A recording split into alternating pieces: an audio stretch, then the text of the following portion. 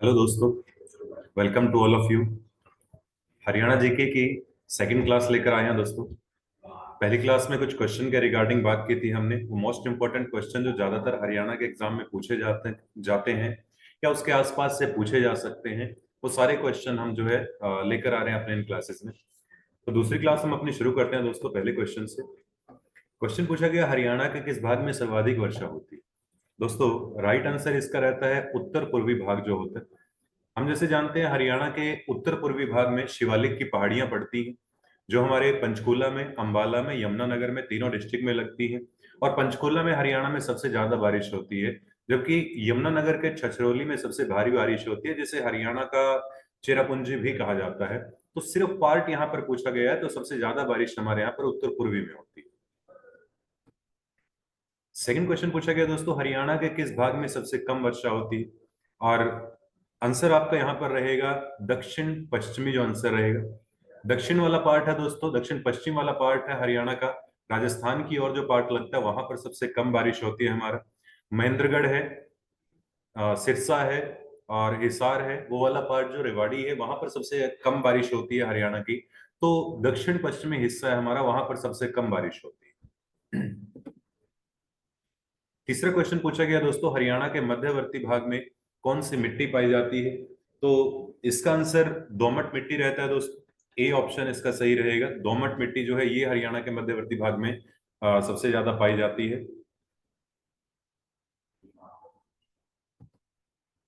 Fourth question पूछा गया, ग्रीष्म काल में हरियाणा का औसत तापमान कितना रहता है। दोस्तों, हरियाणा का औसत तापमान ग्रीष्म काल में रहता है 35 डिग्री नियर अबाउट। तो 1 मिनट, 35 डिग्री जो है सेल्सियस टेम्परेचर रहता है।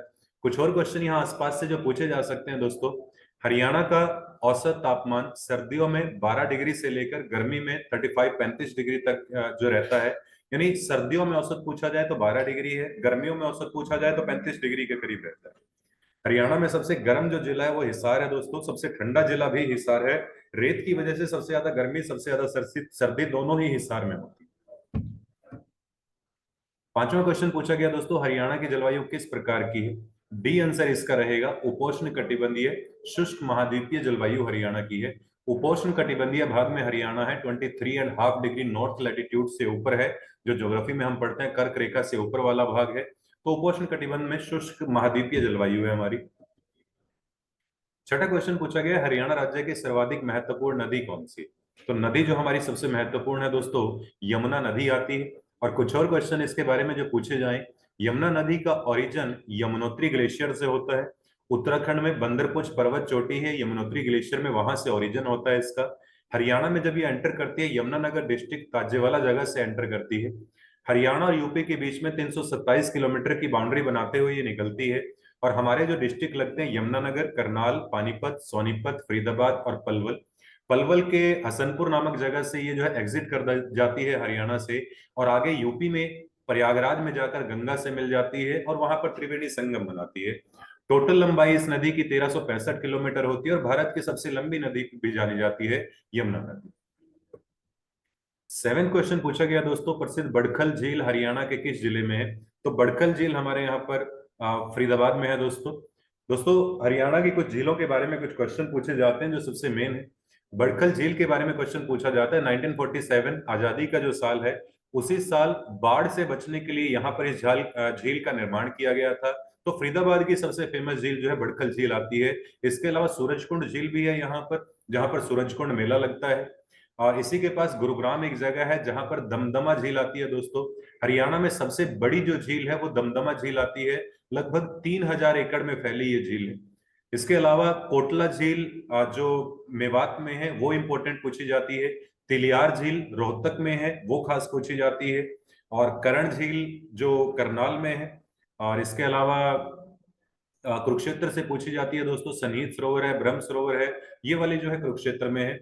और पंचकुला से पूछी जाती है, जो मोरनी की पहाड़ियों में है। टिक्कर ताल जो झील है वो पंचकुला में आती है।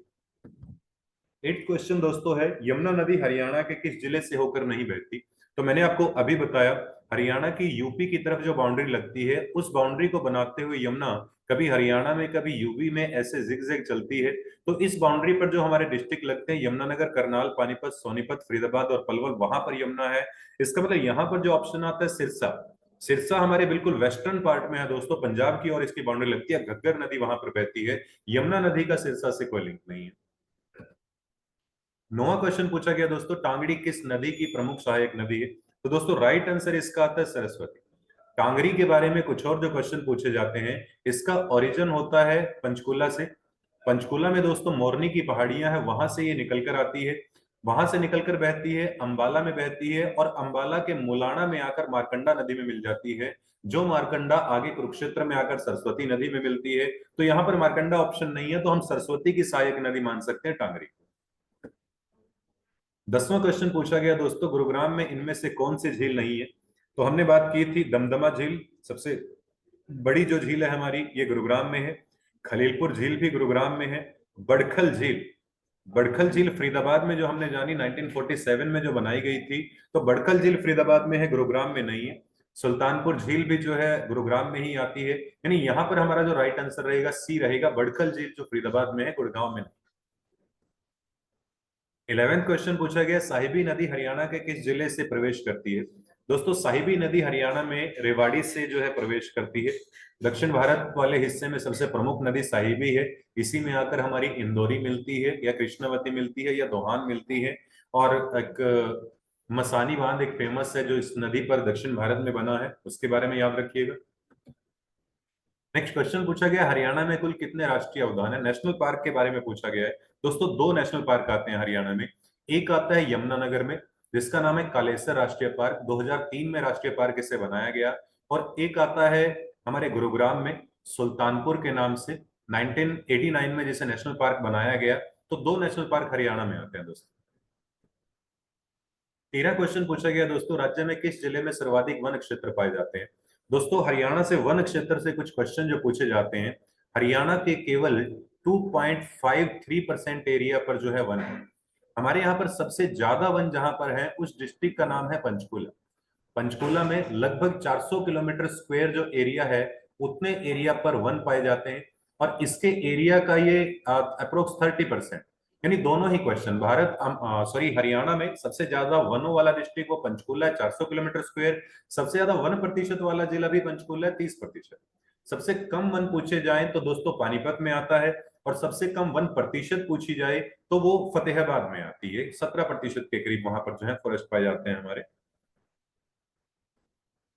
14वां क्वेश्चन पूछा गया, निम्न में से किस जिले में सुल्तान पक्षी विहार अवस्थित है? दोस्तों सुल्तानपुर पक्षी विहार इसका नाम है, गुरुग्राम में है।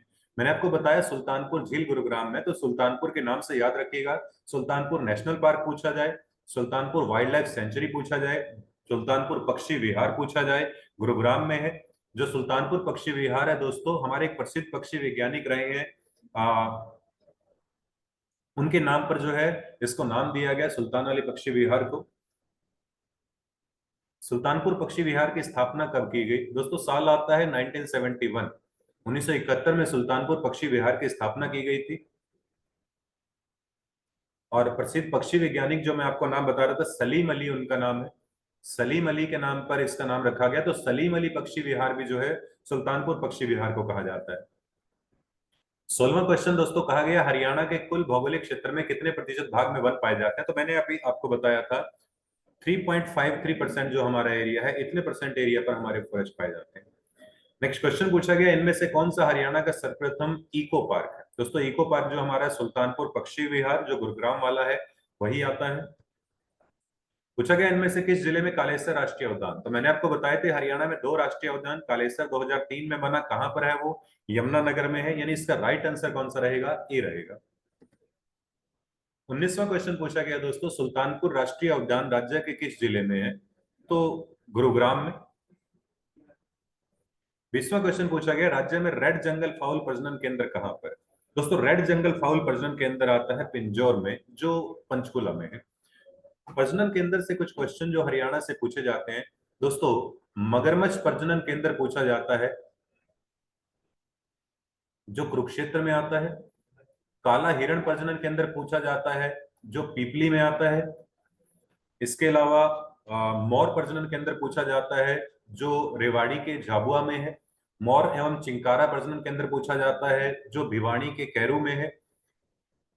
और गिद्ध प्रजनन केंद्र पूछा जाता है जो पिंजौर में है। रेड जंगल फाउल पूछा जाता है जो पिंजौर में है। फिसेंट प्रजनन केंद्र पूछा जाता है जो मोरनी में आता है। 21st क्वेश्चन पूछा गया दोस्तों, काजी अली शाह की मजार कहां पर है? तो काजी अली शाह की मजार जो है रोहतक में है दोस्तों। नेक्स्ट पूछा गया, करनाल के अमीन गांव में कौन सा मंदिर है? दोस्तों अदिति देवी का मंदिर है करनाल के अमीन गांव में। सूर्य की माता अदिति देवी के नाम पर जो है मंदिर है। और अमीन गांव वैसे करनाल में बताया है एचएसएससी ने, लेकिन एक्चुअल में इसकी लोकेशन कुरुक्षेत्र में आती है। तो अमीन गांव में अदिति मंदिर आता है। 23rd क्वेश्चन पूछा गया, कुरुक्षेत्र के सनीत के पास कौन सा मंदिर स्थित नहीं? दोस्तों कुरुक्षेत्र में सनीत सरोवर है, उसके पास कौन सा मंदिर नहीं है, ये क्वेश्चन पूछा गया है। आंसर आपका आता है बिरला मंदिर। दोस्तों बिरला मंदिर ब्रह्म सरोवर के पास सड़क पर जाकर आता है, जुगल किशोर बिरला ने जिसे बनवाया था और जिसे भगवत गीता मंदिर भी कहा जाता है। ये तीनों मंदिर, लक्ष्मी नारायण मंदिर, दुख भंजन मंदिर, नारायण मंदिर, तीनों ही जो है सनीत सरोवर के पास में ही कुरुक्षेत्र में मिलते हैं। 24th क्वेश्चन पूछा गया, स्थानेश्वर मंदिर का पुनर्निर्माण किसने करवाया था?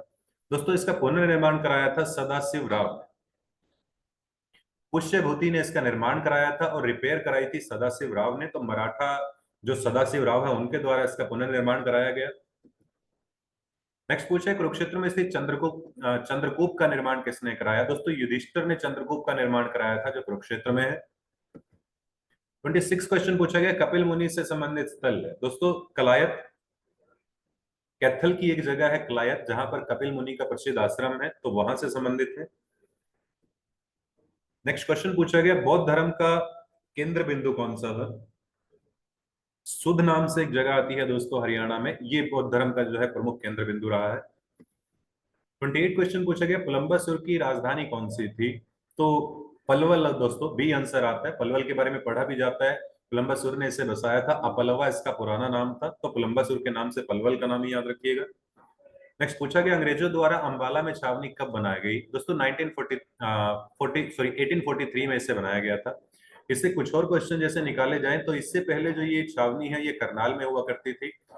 1843 में वहां पर मलेरिया फैला, जिसकी वजह से जो अंग्रेज हैं वो इसे अंबाला ले आए। तो अंबाला कैंट जो छावनी है वो 1843 में बनी थी दोस्तों। लास्ट क्वेश्चन है दोस्तों, हिसार की स्थापना किसके द्वारा की गई? दोस्तों 1354 ईस्वी में हिसार बसाया गया था फिरोज शाह तुगलक के द्वारा। तो आंसर इसका फिरोज शाह तुगलक आता है, डी। इससे अलग कुछ क्वेश्चन यहां से पूछे जाए, फिरोज शाह तुगलक ने जब इसे बसाया तो इसका नाम था हिसार ए फिरोजा। बाद में अकबर ने इसका नाम बदला और हिसार खाली इसका नाम रख दिया गया, ए फिरोजा हटा दिया गया।